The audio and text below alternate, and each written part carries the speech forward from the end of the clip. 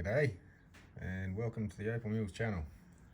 This is the Opal on Mills, Opal Mills.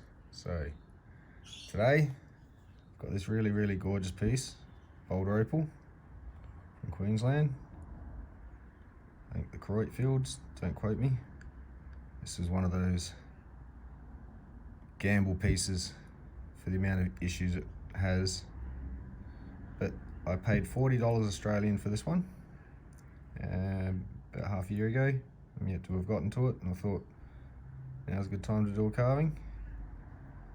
So I'm going to spend today cleaning up all this holes, all the sand.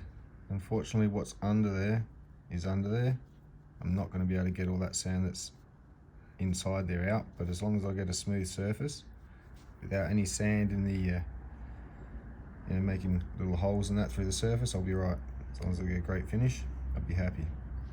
So it's going to be reduced a little bit in size, no doubt, by the time this is done. Probably lose that little bit off the side there, around there. Not sure what this will be doing, but this is that'll clear up, I should say. That's where it's thickened. Sorry, wrong end. So yeah, clean up this end, smoothing out the face wherever it leads. Hopefully there's no faults or fissures or things I haven't quite seen in this yet. So it'll be an interesting piece to play around with and see if I can turn it into something worth more than a bit more than $40. So this is the part where I'm going to go set up my equipment, and I might do a low light shot of this for you, just to give you something to look at while I get ready. But yeah, hopefully there's enough meat on the bone with these holes.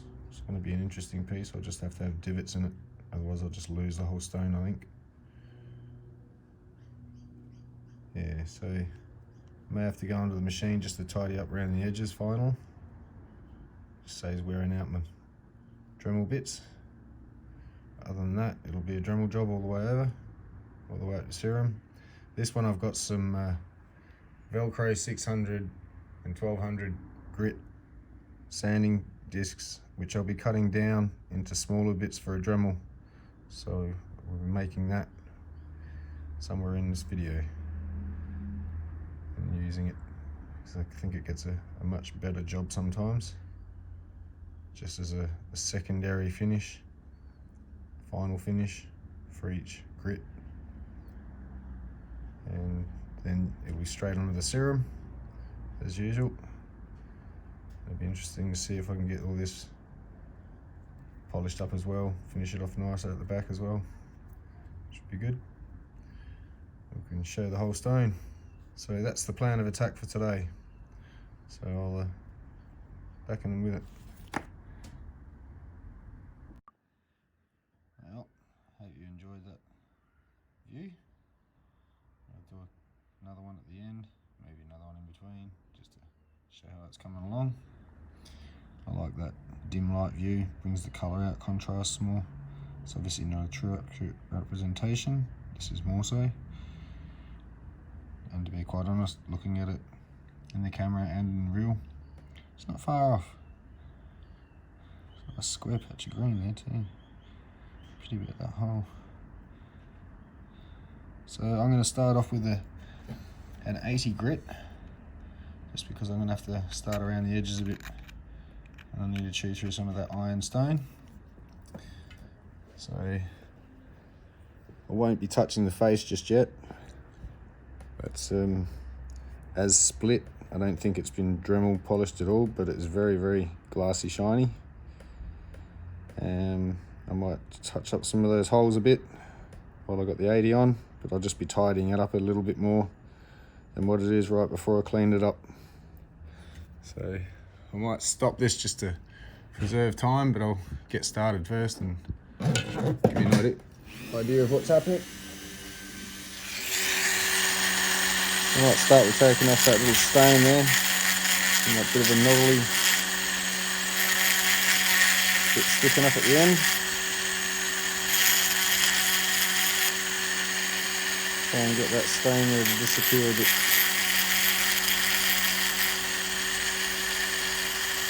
It's starting to clear up. Yeah, it's clearing up quite well actually. All that brown that was on that end. Let's try and get that last little bit off. I prefer to try and be in, sort of in the water. It doesn't matter if I come out the water a bit, but I'd rather be in the water than out. So being close to the water is not a problem. You just got to put up with the splashing, which is not too much when you get the hang of it. You know which direction to point things.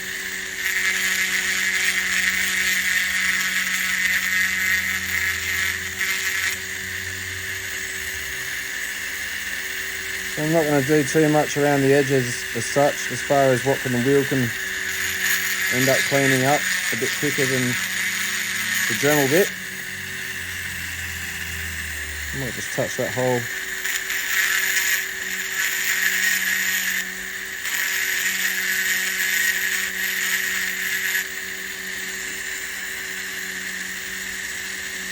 Looks like the Opal does lie slightly just under it. If I can clear out that brown,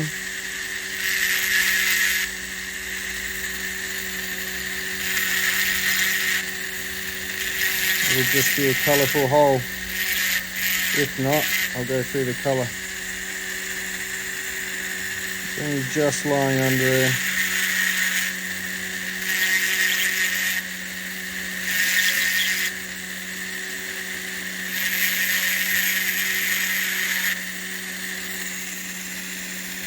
So the part I'm talking about is right in here, in this brown spot. It does have colour right at the bottom of it, and the brown is clearing up. Oops, bump the camera.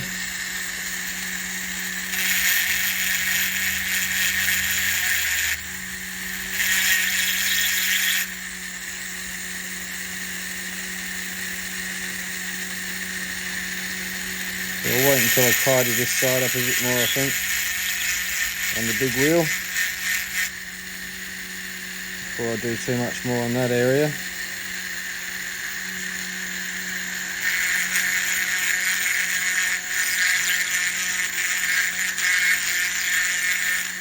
And this stuff has a nice shade of brown. You clean the water very dirty very quickly. And I've noticed I might be getting the camera a bit wet, I'm sorry.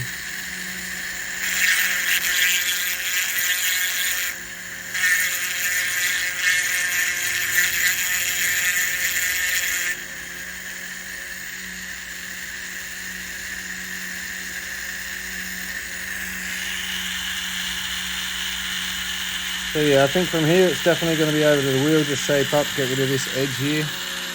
Down here it's a bit potchy, no colour, and it's a bit jaggedy. It can be, no need for it to be there. Switch that off. So that end there's not too bad, that little cream brown spot I think's there to stay-ish. Might clear off a bit, but this brown jutting in will jut in, and it will only jut in further the more I go through that Opal. So I'm going to have to, there's my chair, have to incorporate a bit of the brown into the colour in the stone. Either that, or I'll be looking at a little stone down there and keep that as the main stone there. But I think as a carving, it can all stay together as long as it tidies up nice. So I'll lose this edge here a bit, bring that in. Tidy up these corners, take off probably about around there, and we'll see. I end up getting an actual oval shape from the top, but yeah, it won't be a dome or anything, or a flat face. It might actually end up being an oval shape. See what happens. So I'm going to pause this, I'll go onto the wheel, I'll be back in a sec.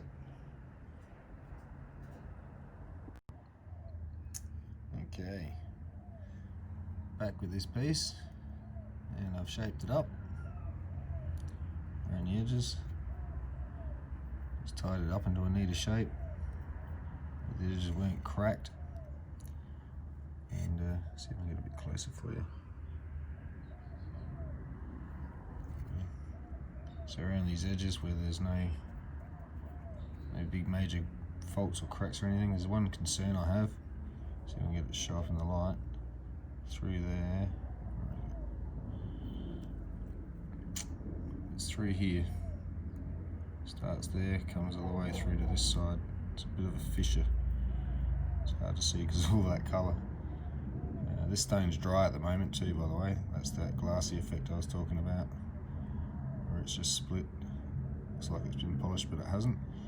And that's where I've touched it with the wheel.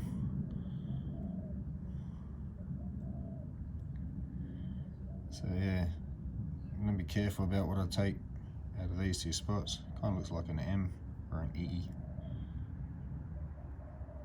Or a mushroom cloud. Anyway, I'm playing around. Got to be careful because the more I neaten those up, I'm going to lose that colour. I don't want it to lose too much off these sides. Well, there's no point having that part of the stone at all, really. So I haven't really,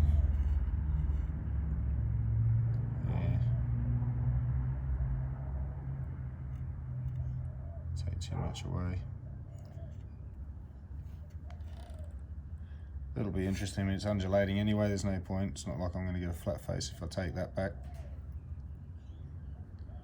Anyway, and I've got to be careful how far I go down because I don't want to hit those sand spots on the inside. So this will be a bit of a challenge. I'll get down to it. And also thin the back a bit, so it's a lot thicker before. Back to this view. So hopefully I can get this in the right spot.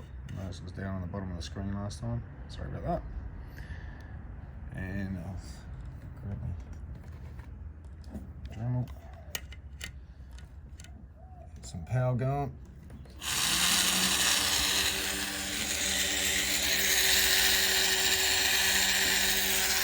Alright. So I'm not going to do too much more really with this 80 grit, except deal with the undulating boulder where I need. I'm not going to try not to touch the actual opal with it.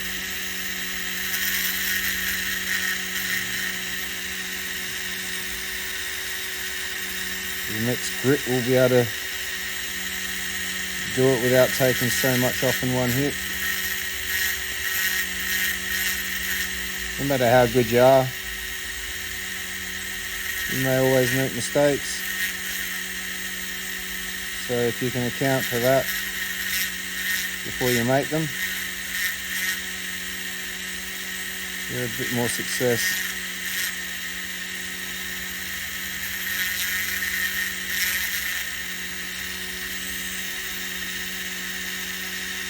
That's about all I really want to do with this. Hang on that edge a bit.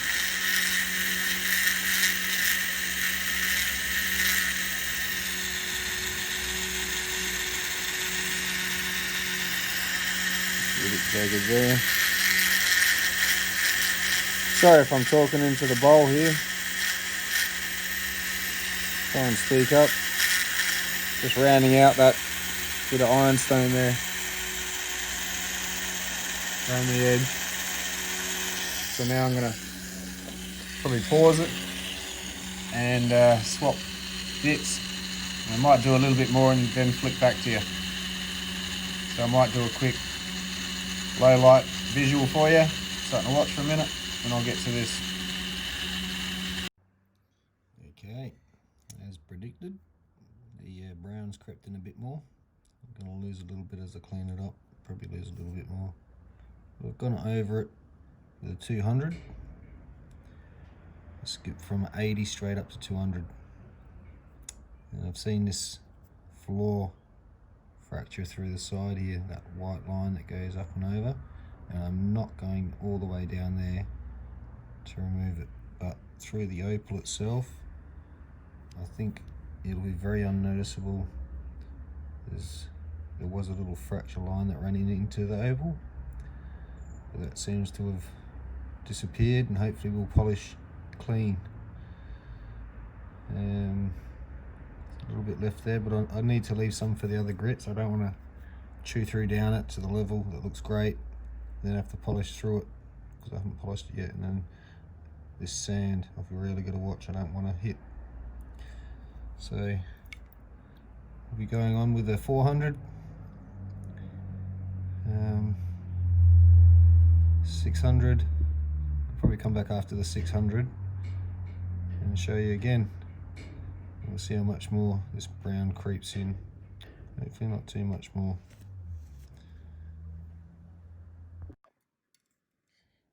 Okay, so I've got it to the 600 on the diamond burr, and I think it's about time to start using the polishing tips. I'm always debating just to get some sandpaper I was talking about, making up a little bit and just going over it with the 1200 sandpaper. So I might actually do that in a sec and show you the results. Sorry, I'm just leaning over here for a sec. Just trying to find a bit. So one of these, off the Dremel, sanding tips. So what I'm going to do is peel that off all the way around, best I can get it all off.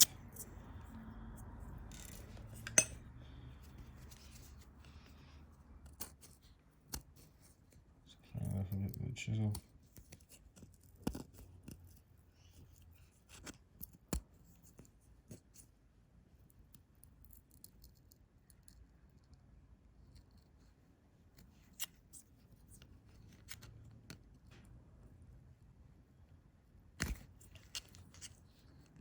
Some tough glue on there, won't matter too much. Yeah, the rest of that can sort of stay there. I'm just lightly rubbing over this just to get all the fur off, any bits that will come off. So then I'm going to get onto that because that'll fit straight onto my Dremel now. And I've got some of this, it's the contact Velcro. So the sanding pads will go straight onto that. And within reach as well. Which look like these, a pack of these discs. That's the 600. We're using, oops, 1000, sorry. Thought that's 1200. So 1000. So I'll take it to 1000 with these. And I've got some 1500 wet rub I might use to pre-polish before the serum oxide, so I'll get onto that now and show you what the results of that is in a little minute. Okay, so I've done 1000, let's do about 1500. So now I'm going to jump on the polish wheel. When I finish the polish wheel, I'll come back and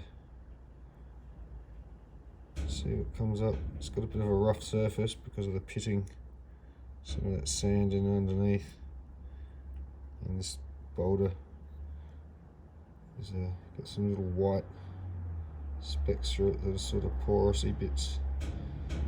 There's nothing I can do because it's scattered all the way through it. So it is what it is. Nice little piece anyway. As long as it polishes up half good. Might make a nice little ring stone.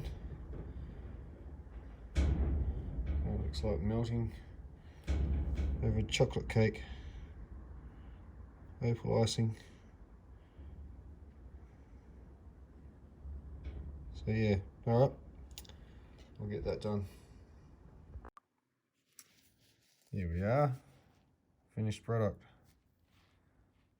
for now anyway, until I get it set in a ring. It's not too bad result, pretty pleased. It's got decent colour still. Unfortunately the ironstone did eat into it a little bit due to some issues. Managed to get around those, and that's what's left.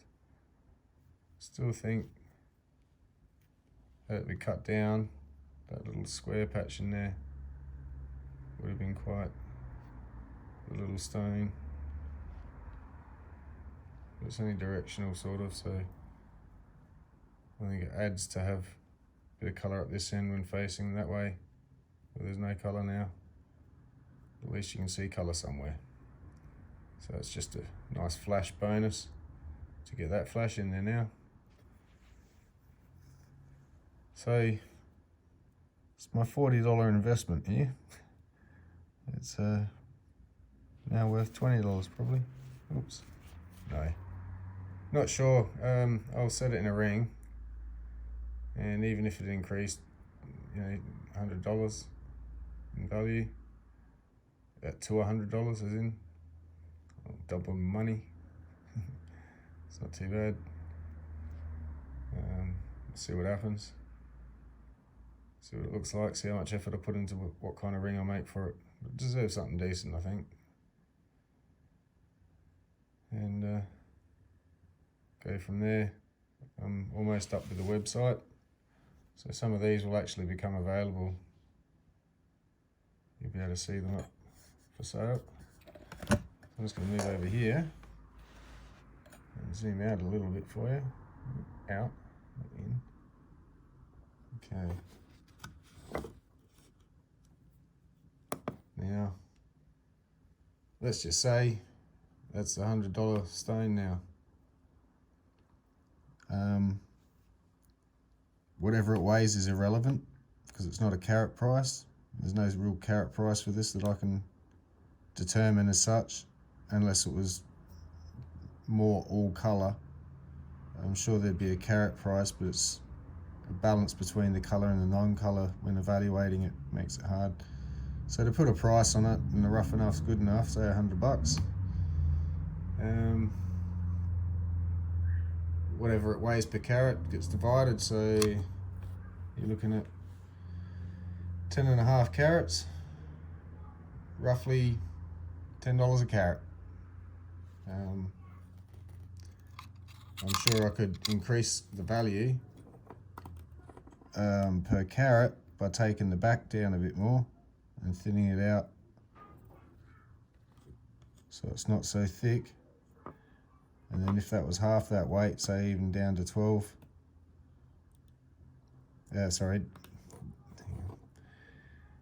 down to 6, let's say, carat. Then 6 into 10 would be $16 a carat, I suppose. So you increase it by $6 a carat that way. But you don't increase the overall value because the face is the face. Maybe if that little square was cut out, that may be worth more for that piece per carat, but I'm not sure if it would increase the overall price of a stone this size like this as a whole, just to have that little bit and then try and say it's worth more. I mean, it's to me worth more like this because you get all this as well, not just that square flash, but you get the square flash as well, you get everything. So let me know in the comments what you think.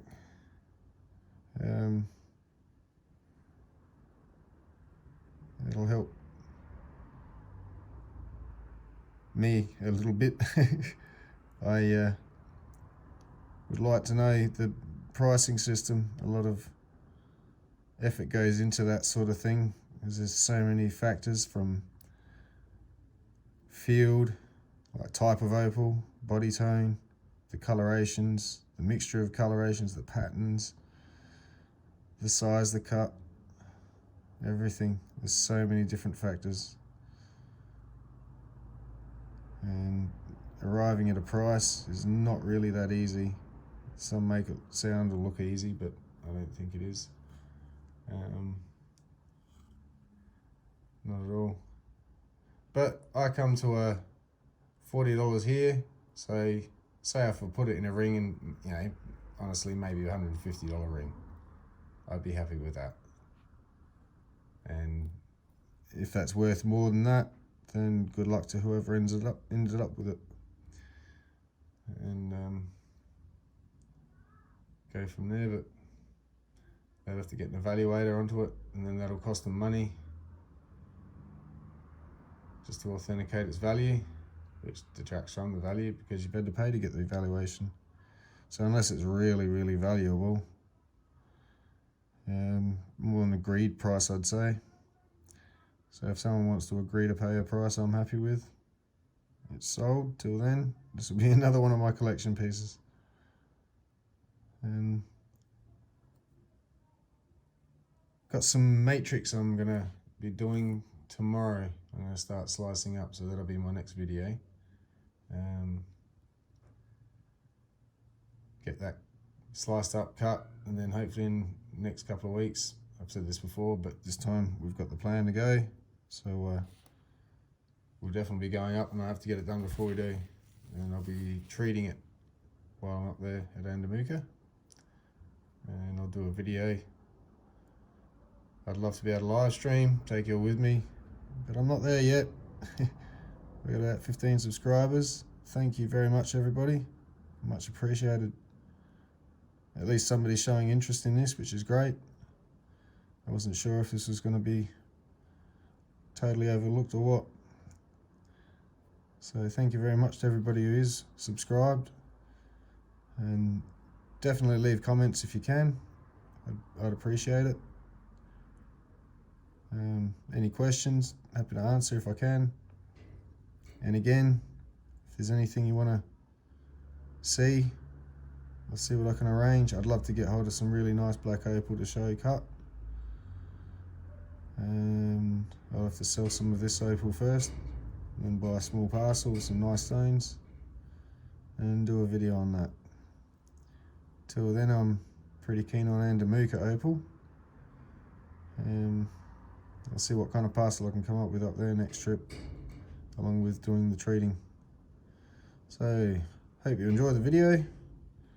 There we go. Thanks again.